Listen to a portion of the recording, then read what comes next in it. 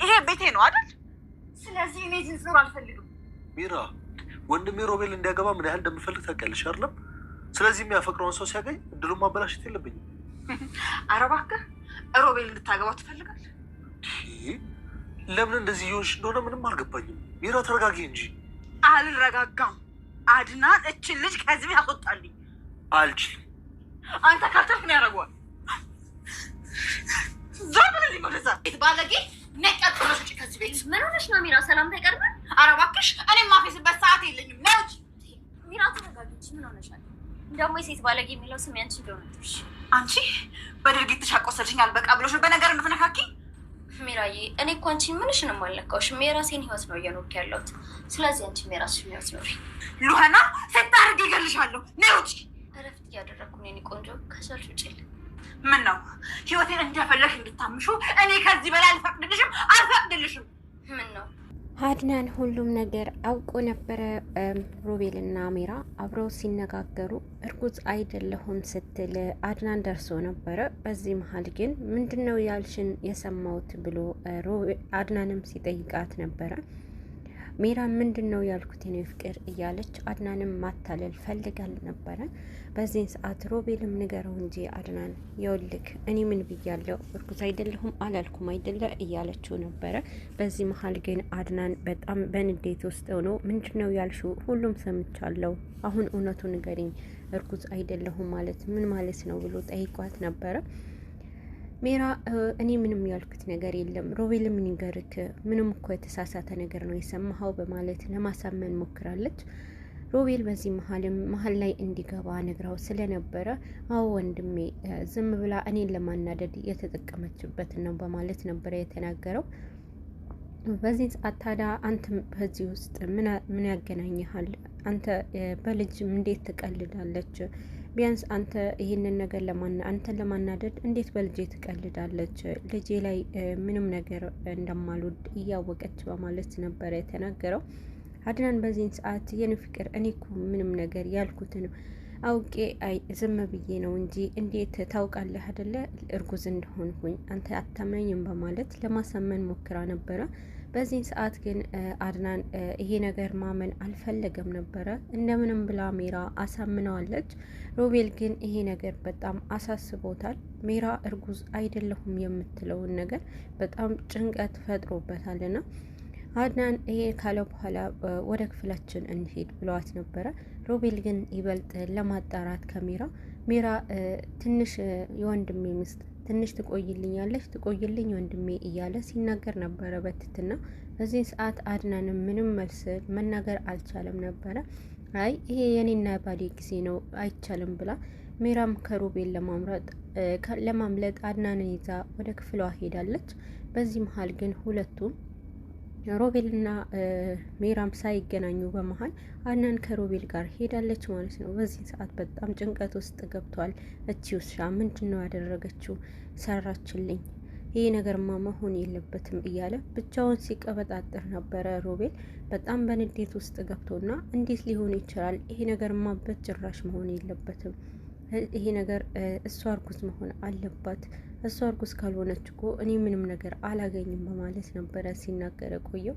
ሮቤል በዚህን ሰዓት የሜራ እርጉዝ አለመሆን በጣም እንደሚያስጨንቀውና ሮቤል ሜራ እርጉዝ ካልሆነች ከአድናን ምንም ነገር እንደማይደርሰው በጣም እርግጠኛ ሆኖ ነበረ ሲያወራ ቆየው። የግድ ሜራ እርጉዝ መሆን አለባት ብሎ ሜራ እርጉዝ እንድትሆን በጣም ብዙ ነገሮችን ሲል ነበረ። አሁን ላይ አድናን በጣም አድናንም በጣም ተበሳጭተዋል። ውስጡ ጭንቀት ውስጥ ገብተዋልና ብቻውን ሳሎን ላይ ተኝቶ ነበርና በዚህን ሰዓት ሉሃና ወደሱ አምርታለች። ሉሃና ወደሱ በሄደች ሰዓት ሉሃና ምን ሆነህ ነው? የተፈጠረ ችግር አለ እንዴ? በማለት ብዙ ነገር ጠይቀው ነበረ። አድናንም ከሉሃና ጋር ሲሆን በጣም ግልጽ ይሆንና እኔ በጣም ውስጤ ጭንቅ ብሎኛል፣ ትላንት ያልሆነ ነገር ሰምቻለሁ በማለት ነበረ የተናገረው። በዚህን ሰዓት ግን ይሄ ነገር አድናን ጋር ከመሄዷ በፊት ወደ ሉሃና ሮቤልም አምርቶ ነበረ። ሮቤል ወደ ሉሃና ከሄደ በኋላ ስለ ሜራ ለማጣራት ሞክሮ ነበረ። ስሚኝ አንድ ነገር አድርጊልኝ ሉሃና ብሏታል። ለሉሃና ይሄ ባላት ሰዓት ሉሃናም ምንድነው ችግር የለም አደርግልሃለሁ ብለው ነበረ። በዚህን ሰዓት ግን እንድታደርግልኝ የምፈልገው ነገር ሜራ እርጉዝ መሆኗ አለመሆኗ እንድታጣሪልኝ ይፈልጋለሁ። አንቺ ሴት አይደለሽ? ይሄ ነገር ማወቅ አይከብድሽም በማለት ብለዋት ነበረ። በዚህን ሰዓት እንዴት ልትል ችለሃል? እንዲህ ምን የተፈጠረ ነገር አለ ወይ በማለት ነበረ። አይ ሌላ ነገር ሳይሆን በቃ አንቺ ዝም ብለሽ አጣሪልኝ፣ ይሄ ብቻ አድርግልኝ ብሏታል። ሉሃና በዚህ ሰዓት በጣም ጥርጣሬ ውስጥ ገብታ ነበርና ይሄ ነገርማ አንድ ነገር አለ፣ የተደበቀ ሚስጥራቸው ይወጣል፣ አይ አድናን እየተጫወቱበት ነው በማለት ስለ አድናን ስታስብ ቆይታለች። በዚህን ጊዜ ሮቤልም ይሄ ነገር አድርጊልኝ፣ ሜራንም እርጉዝ መሆኗና አለመሆኗን አረጋግጠሽ ትነግሪኛለሽ ብሎ እሷንም አሳምኗታል። ሉሃና በዚህን ሰዓት እሺ ብለዋለች። ይሄ ነገር አደርጋለሁ፣ እሺ እርጉዝ መሆኗ አለመሆኗን ጠይቄ ያለውንም ሁሉንም ነገር እነግራለሁ ብለዋለች። በዚህን ሰዓት ግን አድናንም በተመሳሳይ ጊዜ ከሮቤልና ከሜራ አብረው ሲያወሩ ሜራ እርጉዝ አይደለሁም ብላ ስታወራ ሰምቻለሁ ብሎ ድንጋጤውን ሁሉ ለሉሃና ይነግራታል። ሉሃና በዚህ ሰዓት ተመሳሳይ የሆነውን ንግግር ከሰማች በኋላ እንዴት ሊሆን ይችላል? እንዴት እንደዚህ ልትል ትችላለች? ግን ደግሞ አንተ ነህ ሁሉንም ነገር ማየት ያቃተክ በማለት እውነቱን እንዲገልጥ ትነግረዋለች። አድናንም በዚህ ሰዓት ምንድነው የምትይው ሉሃና? እኔ እኮ ከዚህ በላይ እኔን መግለጥ አልችልም፣ ሁሉም ነገር አውቃለሁ። ደግሞም ለእኔ ያሉኝም ሮቤልና ሜራ ብቻ ናቸው፣ ማንም ከቅርቤ የለም፣ አምናቸዋለሁ ነበር ያላት። በዚህን ሰዓት አው አንተ እኮ ሁሉም የተባልከውን ስለምታምን ነው እንጂ ሌላውን ነገር ሁሉም ሰው የሚጫወትብህ፣ አለበለዚያ ግን አንተ ንቅት ብለክ ሁሉንም ለመመልከት ካልሞከርክ መቼም ቢሆን እውነታው ላይ አትደርስም ብለዋለች። ሉሃና በዚህ ሰዓት የምትነጋገረው ንግግሮች አድናንን በጣም ጭንቅላቱን እንዲፈትሽ አድርጎት ነበረ። የወለሽ ሉሃና እኔ ሮቤልና ሜራንም በደንብ አምናቸዋለሁ፣ ወንድሜም አምነዋለሁ፣ ሚስቴም ደግሞ አምናታለሁ። ግን ደግሞ እኔን ለማናደድ እንደተጠቀመችው ነው የተናገረችው ብሎ ነበር የነገራት። በዚህ ሰዓት አንድ ሰው እርግዝናውን ሰው ለማናደድ አይጠቀምበትም። አድናን አንተ ነቃ ብለክ ሁሉንም ነገር ተመልከት ብለዋለች። አድናን በዚህ ሰዓት በጣም እርግጠኛ ሆኖ እንደሚያምናቸው ተናግሯል። በዚህ ሰዓት ምንም እሱን ማሳመን አለመቻሏ በጣም ሉሃና አይኗ አፈዛና በጣም ስታስብ ቆይታለች።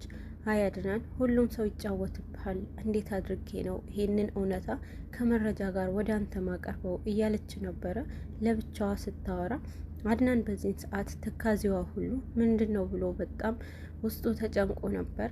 በዚህ ሰዓት በመጨረሻ ግን አሁን ላይ ሮቤልም በጣም ከሜራ ጋር በጣም ከባድ ግጭት ውስጥ ገብቷል።